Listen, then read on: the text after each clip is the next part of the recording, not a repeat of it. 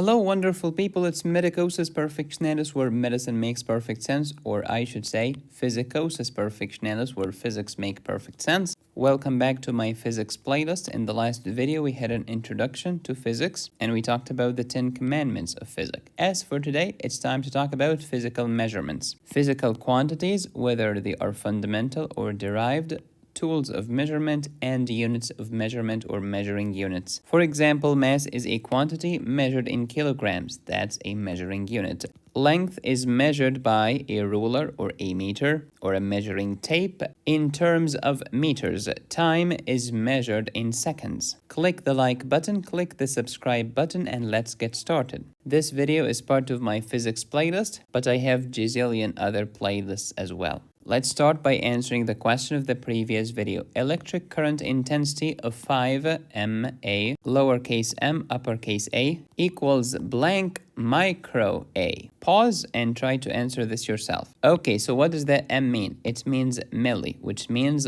1/1000th of, and A is ampere. So we want to convert from milliampere to microampere. Okay, the milli of anything has 1000 microns. So let's write down 5 milliamperes, and since each 1 milliampere contains 1000 microamperes, we can cancel milliampere with milliampere, and then we end up with 5 times 10 raised to the third power microampere, making choice C the correct answer. Let's start by talking about physical quantities, then we'll talk about measuring tools, and then measuring units. Physical quantities are divided into fundamental physical quantities and derived physical quantities.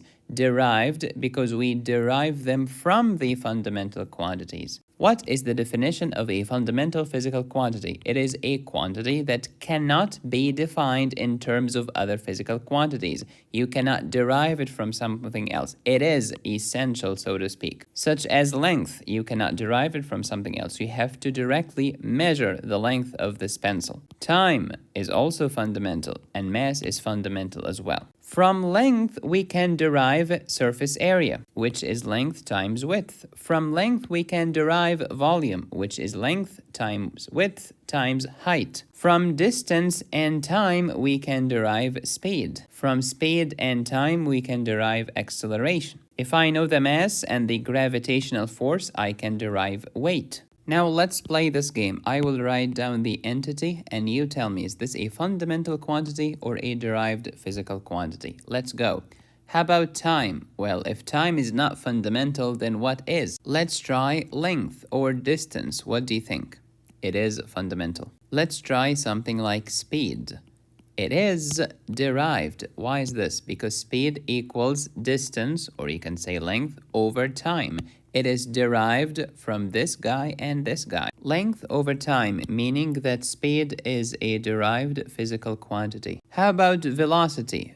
Well, velocity is very similar to speed. Instead of distance over time, velocity is displacement over time. So velocity is also derived. Next, how about luminous intensity? What do you think? If you have watched the previous video, you will recall that luminous intensity is measured by candela, and it's one of the famous 7 SI units, standard international units. It is fundamental, of course. Let's try something else. How about acceleration? What do you think? Acceleration is the change of velocity over time, so it is derived from something else. Next, temperature. Okay, let's say that the boiling temperature of water is 100 degrees Celsius. Is this fundamental or derived? It is fundamental, of course. What is the SI unit for temperature? Kelvin. How about the amount of material?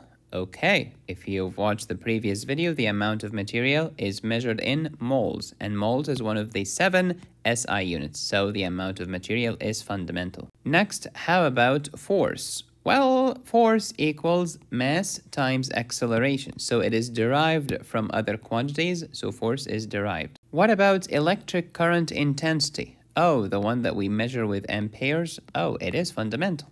Next, quick note on measuring tools. We use a ruler or a meter tape or measuring tape to measure length or distance. The hourglass, the clock, the stopwatch, the digital watch, all of these are tools to measure time. The thermometer is used to measure temperature. So the quantity is temperature. The thermometer is a measuring tool. Kelvin is a measuring unit. So let's talk about measuring units.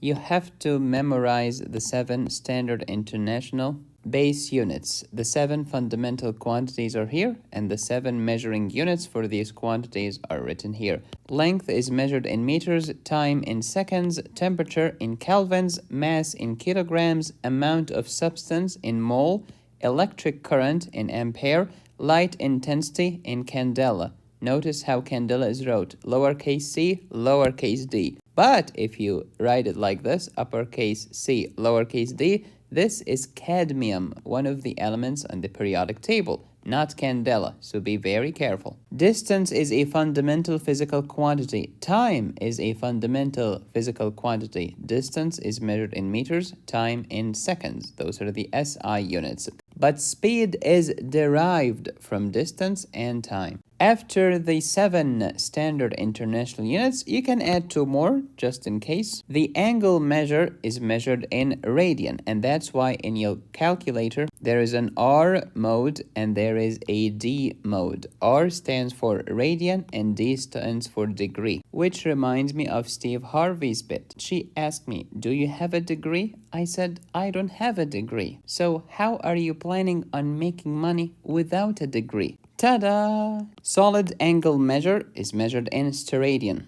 Let's play another game. I'll say the measuring unit and you tell me the physical quantity measured by these units. Let's start. Kelvin. This is a measure of, if you say temperature, you're absolutely correct. How about Newton? This is for force. May the force be with you. Next, candela. Luminous intensity. Next, how about joule? That's for energy or work. What's the definition of energy? It is the ability to do work. Next, mole, amount of matter. How about an ampere? Electric current intensity. How about meters per second? Speed or velocity? How about meters per second squared? Acceleration, baby. How about radian? Angle measure. And steradian is for solid angle measure. Some equations that you have to know for your exam. What is the surface area? Length times width. Length is measured in meters. Width is also in meters. Meters times meters is meters squared. That's the measuring unit. How about volume? It is length times width times height. Meter times meter times meter is cubic meter. Density is mass over volume. 1 kilogram of water weighs 1 liter of water. So the density of water is 1 divided by 1 or 1 kilogram per liter. Which means if I give you a bottle of water that has 1 liter water, it will weigh 1 kilogram plus the weight of the empty bottle. Mass in kilograms, volume in cubic meters. So what's the measuring unit of density? Kilogram per cubic meters. Speed, distance over time. This is meters, this is seconds, so speed is meters per second. Velocity, displacement over time, meters over second again. Acceleration, change in velocity, which is measured in meters per second over time. So it is meters per second or meters per second square. We can write it down like this. Here is meters per second, which means this second can descend like this to make this meters per second squared. This is so basic that the pH is starting to rise. Momentum, mass times velocity. Mass is in kilograms, velocity, meters per second. So together, kilograms times meters per second. Force is mass times acceleration. Oh, mass is kilograms, but acceleration is meters per second squared. So force is measured in kilograms times meters per second squared, or newtons. Thank you, Isaac. Work equals force times displacement. Force is newtons. Displacement is meters. So it is newtons times meter. Or you can say joule. Another way of doing this, remember this is force, right? Okay, if I multiply this by displacement or meters, you have to multiply this by meters. So meters times meters is meters squared. This is equivalent to joule. Pressure is force over surface area. There are many units to measure pressure, including torr, bar, millimeters of mercury, centimeters of water, and more. In medicine, we use millimeters of mercury. Quick question. Grandpa has hypertension. Grandpa went to the doctor prescribed a vasodilator, a medication to dilate vessels. How does that lower Grandpa's high blood pressure? It's all physics, baby. Look at the equation. When I dilate your vessel, what's going to happen to the surface area of your vessel? It will go up. And since pressure and area are inversely related to one another, because one is up and one is down, and they are multiplied by one another, therefore, when the surface area goes up, pressure decreasing, including the pressure of blood in your arteries, i.e. arterial blood pressure. So vasodilators will lower my blood pressure. Conversely, vasoconstriction raises my blood pressure. You can download these doozy colorful notes at medicosisperfectionalis.com. Next, some important prefixes. 10 raised to the negative 9th power is called nano, or n, which means 1 nanometer is 1/1,000,000th of a meter. How about 10 raised to the negative 6th power? Micro, which means 1 microliter is 1/1,000,000th of a liter. Next, 10 raised to the negative 3 power is milli. Millimeter is 1/1000th of 1 meter. 10 raised to the negative 2 power is centi, such as centimeter. So 1 centimeter is 1/100th of a meter. Put differently, 1 meter contains 10 raised to the 2nd power, or 100 centimeters. Who is a Roman centurion? Oh, a commander of 100 soldiers. Just like 1 meter is a commander of 100 centimeters. And if you have watched my biology videos, you have learned about the centimorgan. What is the purpose of centimorgan? Please comment below. 1,000 of anything is a kilo. 1,000 grams is a kilogram. 1,000 bytes is a kilobyte. 1,000 of medicosis is kilo medicosis. That's a lot of energy right there. 1,000,000 of anything is mega. Megabyte is 1,000,000 bytes. How about giga? That's a billion, as in gigabyte. Next, can someone help me? 10 raised to the 12th power is called what? Please comment below. And after you answer this, how about this? 10 raised to the 15th power is called what? Comment below. Quiz time. If x equals y times z, and the dimensions of x are mlt power negative 2, and the dimensions of y are m power 0, l, and then t power negative 2, then the dimensions of z are what? Here is a, b, c, or d. What do you think? Please pause and try to answer this yourself. So they told me that x equals y and z. They gave me x, they gave me y, they want z. So let's arrange this equation by dividing both sides by y.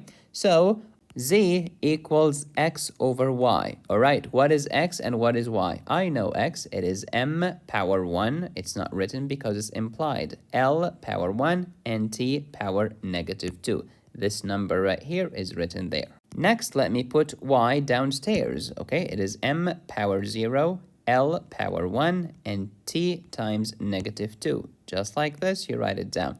And then, if you remember math, m divided by m is m. And then you subtract the powers because I'm dividing. When you divide, you need to subtract the exponents. 1 minus 0 is 1. Then we have l. 1 minus 1 is 0. Then we have t. Negative 2, you have to write this down. Negative 2 minus negative 2 equals negative 2 plus 2 equals 0, like this.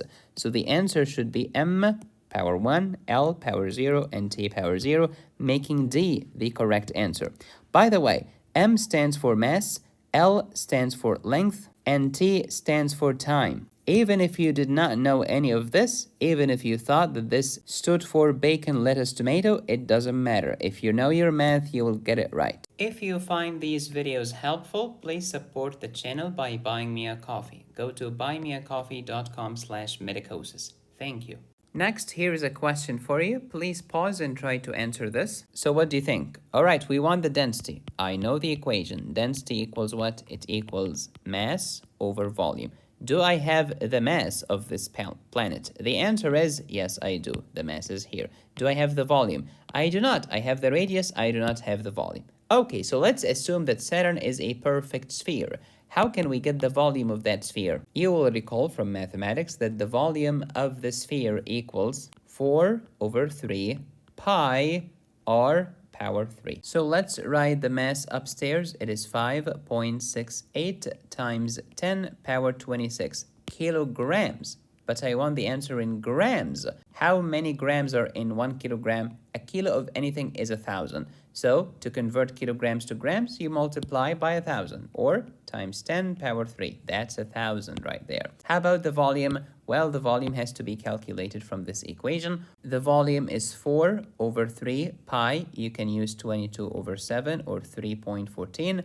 r raised to the third power. Where is the radius? It is 5.85 times 10 power 7. This will give you the answer in meters, but you do not want meters. I want centimeters. So you multiply by 100 or 10 power 2, and then all of this has to be raised to the third power. So all power 3. The rest is math history. This is your answer in grams per cubic centimeters. You have to make the conversions. You multiply the kilograms by 1,000 to get grams, and you multiply the meters by 100 to get centimeters. Here is another question for you. Please pause and try to answer this yourself. Now, what do you think? How can we find out the volume of the cylinder in cubic meters? Okay, what is the volume of a cylinder? Let's draw a cylinder like this. Beautimous.